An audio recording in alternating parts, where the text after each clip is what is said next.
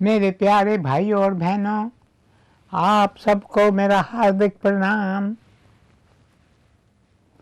मेरे प्यारे भाइयों और बहनों, धन्य है वह इंसान जो स्वयं को पूर्ण रूप से गुरु के चरणों में अर्पण कर देता है।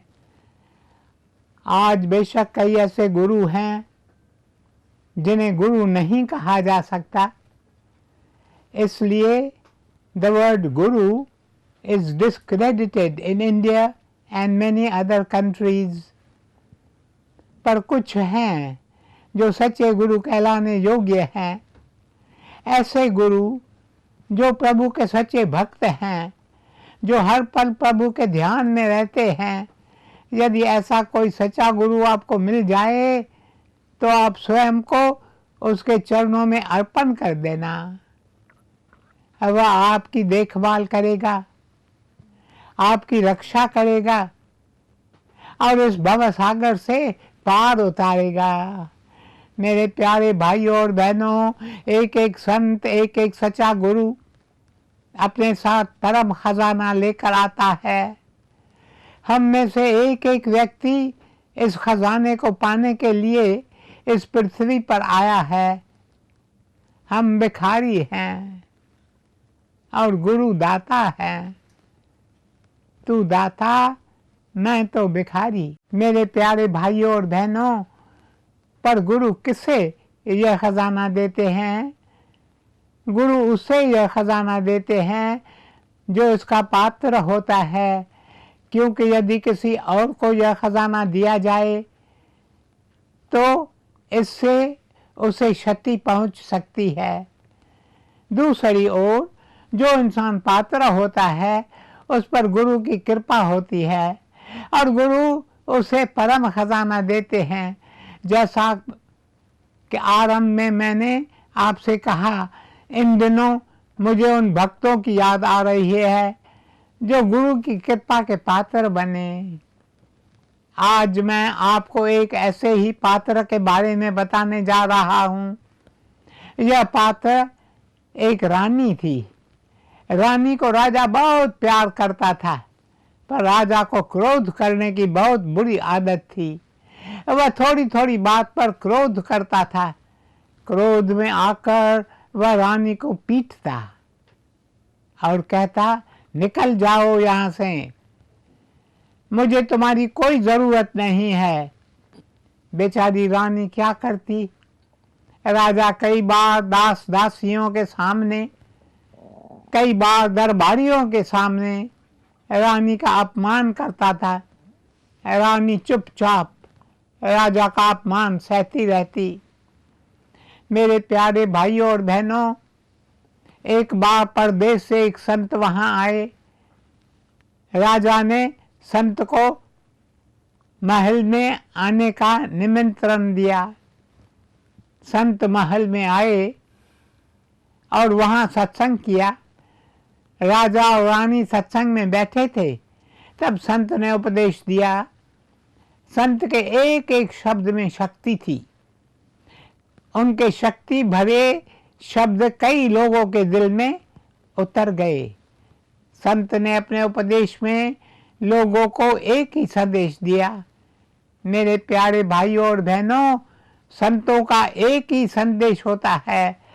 युगों युगों से, century after century, age after age, the great ones, the men of God have but given this one message।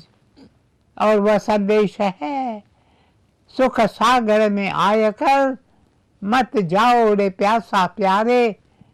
मेरे प्यारे भाई, मेरी प्यारी बहन, तुम इस संसार में आए हो।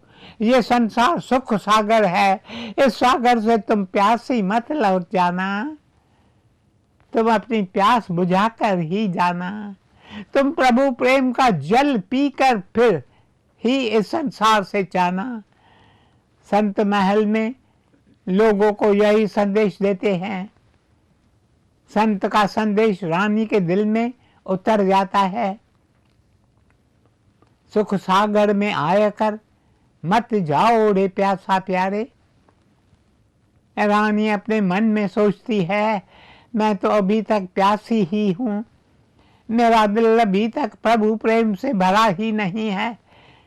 मुझे अभी तक तो परम खजाना नहीं मिला है जिसके लिए मुझे ये मानव जन्म मिला। मैं बेशक रानी हूँ, मेरे पास जीवन की सारी सुख सुविधाएं हैं, पर मेरे पास वो परम खजाना तो है ही नहीं। इतने सारे जीवन के वर्ष मैंने व्यर्थ ही गंवा दिया। बीत गए दिन भजन बिना रे, मनवा पल छिन्न। मेरे प्यारे भाइयों और बहनों, अब रानी के दिल में बार बार ये पुकार उठने लगी। कुछ दिन बीत जाते हैं, राजा को एक बार फिर क्रोध आता है। क्रोध में आकर वह रानी के बाल पकड़कर उसे महल से बाहर निकालकर कहता है, चली जाओ यहाँ से, मैं तुम्हारी गंदी शक्ल नहीं देखना चाहता। I do not wish to see your dirty face again.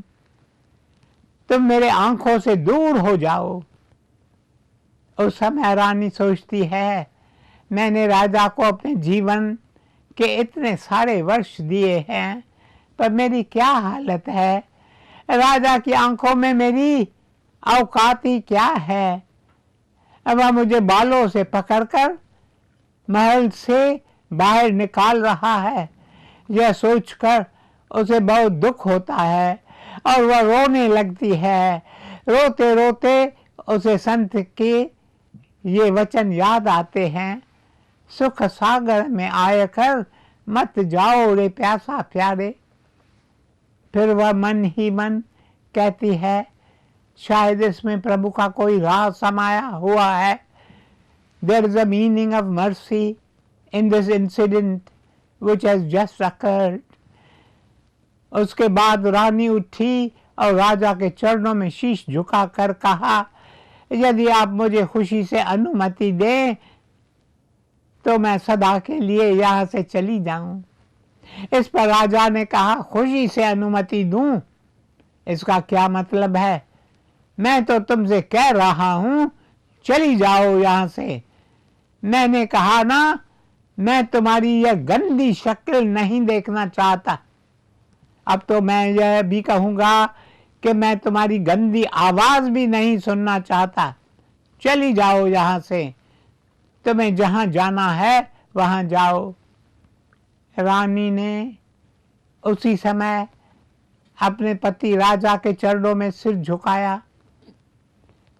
उसके दिल में शांति थी, उसके मन में राजा के प्रति कोई क्रोध नहीं था। Anger ceaseth not by anger but anger ceaseth by peace. रानी का मन शांत था। रानी राजा के आगे सिर झुकाकर महल से निकल गई। वह अपना देश छोड़ कर गई। उसने मन ही मन कहा, अब मैं संत की शरण में जाऊंगी, उनकी सेवा करूंगी, क्योंकि अब मैं परम खजाना पाना चाहती हूँ। जिससे वह परम खजाना मिलता है वह इस संसार से प्यासा नहीं जाता। सुख सागर में आय कर मत जाओ रे प्यासा प्यारे, मत जाओ रे प्यासा प्यारे। मेरे प्यारे भाइयों और बहनों, रानी संत के पास आती है और कहती है, मैं आपके द्वार पर एक भिखारिन बनकर आई हूँ, कृपया आप मुझे परम खजाने का दान दें।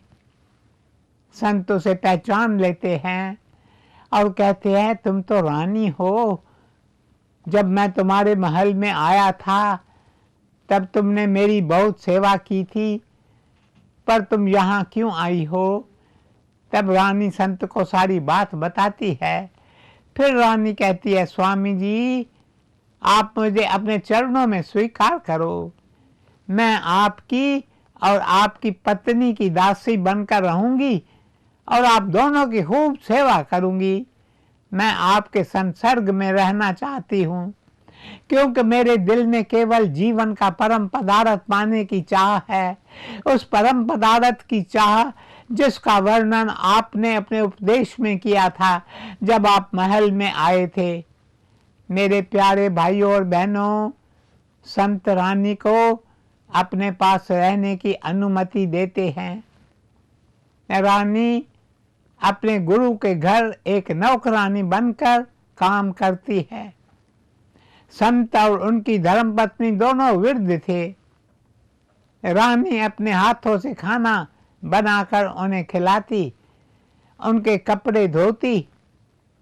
ये रानी जो महल में रहती थी, अब नौकरानी बनकर अपने गुरु की सेवा कर रही थी। इस तरह 7 साल बीत गए। एक दिन संत की पत्नी ने रानी से कहा, तुमने मेरी कितनी सेवा की है, मैं तुम्हारी सेवा से बहुत प्रसन्न हूँ, बताओ क्या मैं तुम्हारी कोई सेवा कर सकती हूँ। उस समय रानी कहती है, आप मुझे आशीष दें कि जिस मकसद के लिए मैं यहाँ आई हूँ वह पूरा हो जाए। मुझे गुरु की कृपा चाहिए, क्योंकि जब गुरु कृपा करते हैं तब वे शिष्य को परम पदार्थ देते हैं, जिसके द्वारा इंसान भवसागर पार उतर जाता है। इस पर संत की पत्नी संत के पास जाकर कहती है, ये महलों की रानी, इसने यहाँ नौकरानी बनकर 7 वर्ष हमारी सेवा की है, पर आपने अभी तक इस पर अपनी कृपा नहीं बरसाई। आप इतने कंजूस क्यों हो गए हैं। उत्तर में संत ने अपनी पत्नी से कहा, मैं कंजूस नहीं हूँ, ये परम पदार्थ केवल उसे ही मिलता है जो इसका पात्र होता है। पत्नी पूछती है, अच्छा ये बताओ कि पात्र कौन होता है। इस रानी से बढ़कर आपको और कौन सा पात्र मिल सकता है। आप तो सारे संसार का भ्रमण कर चुके हो, अभी तक आपको कोई पात्र मिला है। इस पर संत कहते हैं, पात्र वह होता है जिसकी खुदी मिट गई हो। आगे पत्नी कहती है, ये रानी तो बहुत ही नम्र है, आप कैसे कह सकते हैं कि इसमें अभी भी खुदी है। पत्नी की बात सुनकर संत हंस पड़ते हैं और कहते हैं, कल सुबह तुम घर की छत पर खड़ी रहना, अपने हाथ में राख से भरी एक टोकरी लेना। जब रानी हमारी कुटिया में प्रवेश करे तब उस राख को रानी के सिर पर डाल देना। पत्नी अगली सुबह रानी के सिर पर राख डालती है। रानी ऊपर देखती है कि गुरु की पत्नी उसके सिर पर राख डाल रही है। यह देखकर रानी को थोड़ा क्रोध आता है। वह गुरु की पत्नी से कहती है, यदि आप मेरे राज्य में होती और इस तरह मुझ पर राख डालती तो आपकी एक एक हड्डी तोड़ी जाती। यह सुनकर पत्नी संत को जाकर बताती है। तब संत कहते हैं, अब बताओ यह रानी पात्र है या नहीं। बेचारी पत्नी चुप रहती है। मेरे प्यारे भाइयों और बहनों, उसके बाद और 7 साल बीत जाते हैं। रानी उनकी सेवा करती रही। पूरे 14 साल के बाद संत अपनी पत्नी से कहते हैं, अब यह पात्र बन गई है, अब मैं इसे परम पदार्थ दूंगा जिसे पाने के लिए ये यहाँ आई है। यह सुनकर पत्नी हंसकर कहती है, मुझे तो यह पहले की तरह ही लग रही है। आप कैसे कह सकते हैं कि अब यह पात्र बन गई है। तब संत कहते हैं, कल सुबह तुम फिर से एक टोकरी में राख भरना, पर ऐसी राख जिसमें चिंगारी हो। वह राख तुम इसके सिर पर डालना। 7 साल पहले तुमने सूखी राख डाली थी, पर अब चिंगारियों से भरी राख इस पर डालना, फिर देखना क्या होता है। संत की पत्नी अपने पति की आज्ञा का पालन करती है। वह एक बार फिर रानी के सिर पर राख डालती है। जैसे ही रानी के सिर पर चिंगारियों से बड़ी राख पड़ती है तो उसके कुछ बाल जल जाते हैं। रानी ऊपर देखकर कहती है, माता जी, आज आपने मुझ पर बड़ी कृपा की है। आज शायद मुझे आग में जलना था, पर आपने मुझ पर कृपा करके बस कुछ चिंगारियों मुझ पर डाली हैं। इसके लिए मैं आपकी आभारी हूँ। जब संत ये शब्द सुनते हैं तब वे रानी से कहते हैं, तुम जीत गई, तुम जीत गई। आज बेशक तुम पात्र बन गई हो। आओ मैं तुम्हें परम खजाना दूं। मेरे प्यारे भाइयों और बहनों, एक एक सच्चे गुरु पहले देखते हैं कि इंसान पात्र है या नहीं, उसके बाद ही वे उसे परम खजाना देते हैं। इसलिए गुरु हमारे साथ कई बार कुछ ऐसी बातें करते हैं, पर्पसली ही does many things which would offend us. गुरु केवल यही देखना चाहते हैं कि हम खुद ही से मुक्त हो चुके हैं या नहीं। गुरु चाहते हैं हम खुद ही से आज़ाद हो जाएं। वे कई बातें करते हैं ताकि हमारा अहंकार मिट जाए, क्योंकि जब हमारा अहंकार मिटता है तब हम पात्र बनते हैं। और जो परम खजाना, परम पदार्थ गुरु अपने साथ लेकर आते हैं, वो खजाना हमें देते हैं। मेरे प्यारे भाइयों और बहनों, प्रभु की हम पर ऐसी कृपा हो ताकि हम भी इस खुदी के पद से आज़ाद हो जाएं और एक दिन उस परम खजाने को पाएं जिसे पाने के लिए हम इस पृथ्वी पर आए हैं, और अपना जीवन सफल करें, सफल करें, सफल करें। ओम शांति शांति शांति।